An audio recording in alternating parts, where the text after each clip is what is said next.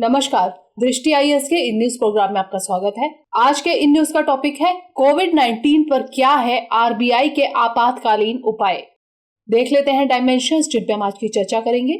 सबसे पहले जानेंगे कि खबर क्या है, संबोधन की प्रमुख बातें जानेंगे, भारतीय रिजर्व बैंक यानी आरबीआई के बारे में जानेंगे, निष्कर्ष और अंत में रहेगा आपके लिए प्रश्न।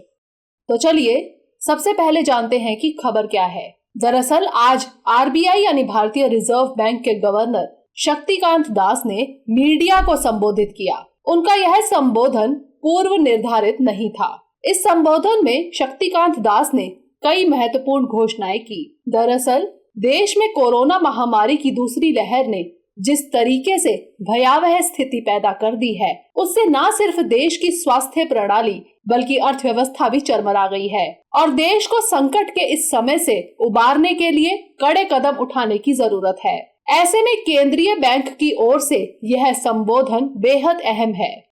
आइए जानते हैं संबोधन की प्रमुख बातें क्या हैं। गवर्नर शक्तिकांत दास ने अपने संबोधन में कहा कि कोविड-19 की दूसरी लहर के प्रसार को देखते हुए व्यापक और त्वरित कार्रवाइयों की आवश्यकता है और आरबीआई कोरोना की स्थिति पर नजर बनाए हुए है। रिजर्व बैंक इस महामारी के प्रभाव का मुकाबला करने के लिए इसके निपटान हेतु सभी संसाधनों को अपनाएगा। मार्च 2022 तक कोविड-19 से संबंधित स्वास्थ्य सुविधाओं के लिए 50,000 करोड़ रुपए की विशेष लिक्विडिटी सुविधा की घोषणा की गई। योजना के तहत बैंक 3 वर्ष की अवधि के लिए रेपो रेट पर स्वास्थ्य हितधारकों जैसे वैक्सीन मैन्युफैक्चरर्स, चिकित्सा सुविधाएं, अस्पतालों तथा मरीजों, लॉजिस्टिक्स फर्मों आदि को आसान किस्तों पर लोन उपलब्ध कराएंगे। इस योजना के तहत बैंकों द्वारा एक विशेष ऋण पुस्तिका बनाई जाएगी।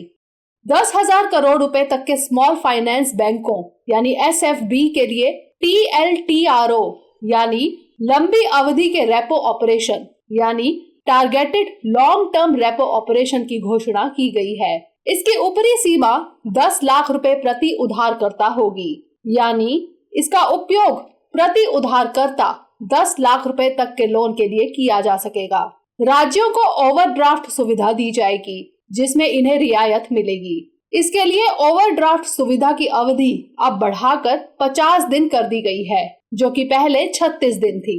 मौजूदा स्थिति को देखते हुए केवाईसी नियमों में भी कुछ बदलाव किए गए हैं। अब वीडियो के जरिए केवाईसी को मंजूरी दी गई है। 1 दिसंबर 2021 तक लिमिटेड केवाईसी के उपयोग की अनुमति होगी।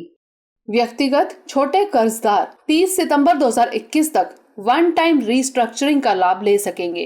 इसके तहत 25 करोड़ रुपए तक के ऐसे कर्जदार जिन्होंने पहले लोन रीस्ट्रक्चरिंग की सुविधा नहीं ली थी, वह इस बार लोन रीस्ट्रक्चरिंग की सुविधा ले सकते हैं। रीस्ट्रक्चरिंग 1.0 के तहत अब स्थगन अवधि यानी मॉरेटोरियम पीरियड को 2 वर्ष तक बढ़ाया जा सकेगा। आरबीआई द्वारा जीसैप 1.0 के अंतर्गत 35,000 करोड़ रुपए की सरकारी सिक्योरिटीज की खरीद का दूसरा चरण 20 मई को शुरू किया जाएगा। छोटे वित्त बैंक अब 500 करोड़ रुपए तक की परिसंपत्ति वाले छोटे माइक्रो फाइनेंस इंस्टीट्यूशंस यानी एमएफआईज को उधार दे सकते हैं। आइए जानते हैं भारत की वर्तमान आर्थिक स्थिति के बारे में। इन उपायों की घोषणा करते हुए आरबीआई गवर्नर ने भारत की वर्तमान आर्थिक स्थिति को अभिव्यक्त करते हुए कहा कि कोरोना की पहली लहर के बाद अर्थव्यवस्था में अच्छी रिकवरी दिखी थी। इसलिए भारत के कोविड-19 संकट से उबरने की क्षमता पर भरोसा रखें। उन्होंने कहा कि मांग पर प्रभाव कम दिखाई देगा क्योंकि हमारे व्यवसायों ने कोरोना के चलते लगे विभिन्न प्रतिबंधों के बावजूद उबरना सीख लिया है।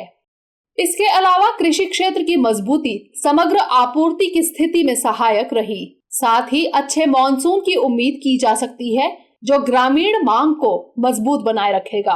अप्रैल में किए गए मुद्रास्फीति अनुमानों से किसी भी व्यापक विचलन की उम्मीद न करें। घरेलू वित्तीय स्थितियों में पर्याप्त तरलता के कारण आसानी बनी रहेगी। आइए जानते हैं आरबीआई यानी भारतीय रिजर्व बैंक के बारे में। आरबीआई की स्थापना भारतीय रिजर्व अधिनियम 1934 के अनुसार 1 अप्रैल 1935 को हुई थी। आरंभ में यह निजी स्वामित्व में था, किंतु 1949 में इसके राष्ट्रीयकरण के बाद यह भारत सरकार के पूर्ण स्वामित्व में आ गया। शक्तिकांत दास क्रम में आरबीआई के 25वें गवर्नर हैं। इन्होंने दिसंबर 2018 में पदभार संभाला था। इनसे पूर्व डॉक्टर उर्जित पटेल इस पद पर थे।